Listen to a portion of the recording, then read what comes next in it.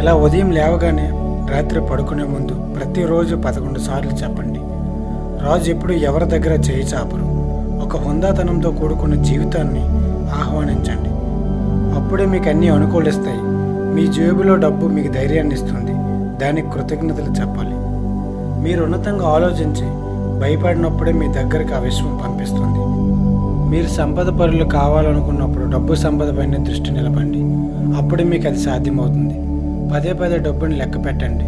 డబ్బును దైవంగా భావించండి, ప్రేమించండి. అప్పుడే అది మీ వద్దకు పుష్కలంగా చేరుతుంది.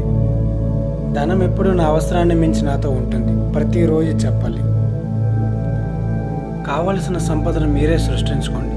ఎందుకంటే మీ కోరికలకు మీరే సృష్టికర్త. మీ జీవితానికి ఎవరు కర్తలు కారు. మీరే మహాన్వితులు. నాలోని దైవ పదార్థమా, బ్రహ్మ పదార్థమా, నీకివే నా ప్రణామములు.